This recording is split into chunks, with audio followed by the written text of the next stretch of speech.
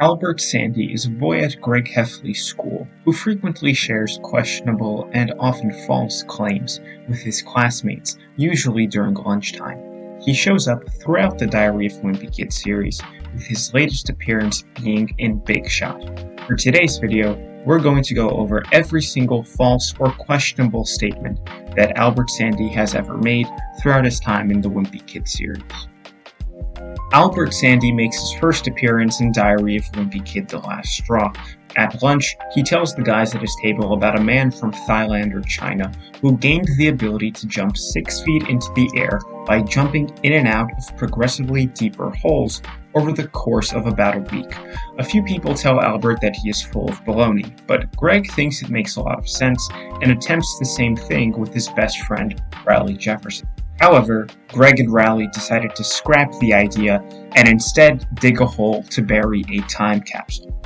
During the lock-in in Diary of a Wimpy Kid: The Ugly Truth, Albert talks about a movie he watched where a man escapes from prison by digging his way out with a spoon.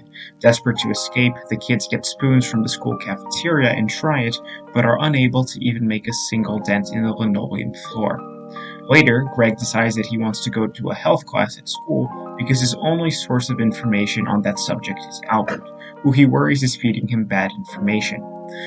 One example of this information is Albert claiming that women are incapable of farting.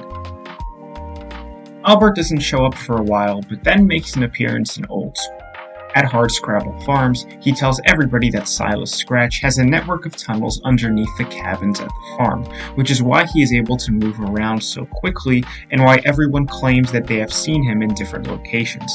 It is implied that he states Silas can come out through the toilets, which made the kids too scared to use the bathrooms. Up next, Al. Al talks about an old billionaire who is freezing himself for hundreds of years and tells Greg and Raleigh that human beings only use 80% of their brains, and that if humans tap into the other 20%, they can do some amazing things. He talks about these two topics in Diary of a Wimpy Kid: Double That. Here is where the statements truly start to get ridiculous. For one, in Diary of a Wimpy Kid: The Meltdown, Albert tells kids that it's so cold that their spit will freeze before hitting the ground, and this causes all of the students to test out his theory in recess, giving it a nightmare. Greg also discusses the fact that no one at his school is covering their sneezes, and this is because Albert has convinced everyone that they could blow their head off if they were to sneeze. Fortunately, they would still live, as Albert states that this story is absolutely true and that the individual who blew his head off is still alive and is working as a bagger at a local grocery store. Lastly, Albert claims that when someone's pet dies during the winter, they have to wait until the ground thaws in the spring before it can be buried. So people in town use the school's cafeteria walk-in freezer to store their pets. Now, that's actually really creepy. I don't know how that got into a children's book.